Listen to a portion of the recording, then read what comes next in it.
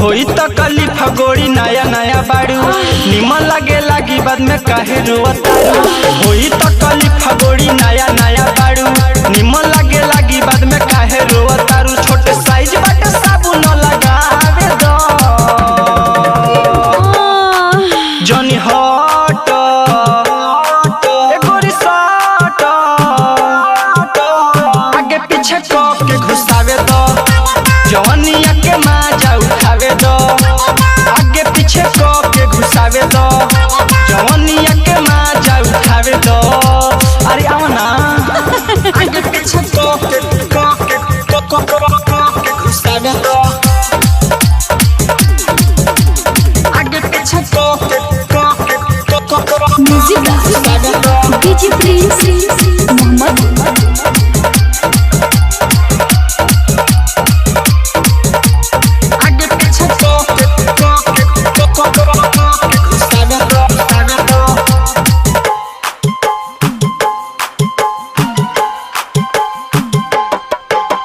हर नया काम में गोड़ी होला परेशानी एगो तू न दाना बाड़ू नया बजवानी सुना तारू हर नया काम में गोड़ी होला परेशानी एगो तू न दाना बाड़ू नया बजवानी। धके हाथवा सीना पर सुघरावे दो कुछ चाहता रका अभी लोट पूरा घोट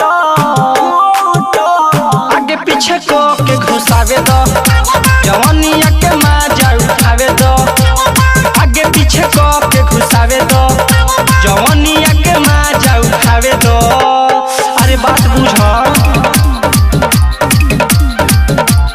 आगे पीछे को के घुसावे दो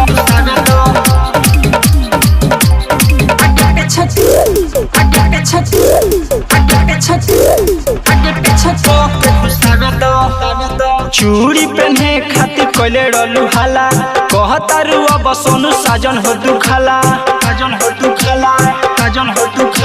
चूड़ी पहने खातिर कोले रहलू हाला कहतारू अब सोनू साजन हो दुखाला। विजेश अमित के सारा धापुराई दो हाय दैया गोरी सुनो ए गोरी सुनो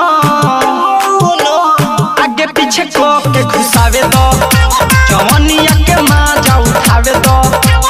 आगे पीछे को के घुसावे दो जवनिया के माजा उठावे दो। ओह माय गॉड होई तो कली फगोड़ी नया नया बाड़ू निमन लगे लागी बाद में काहे रोतारू।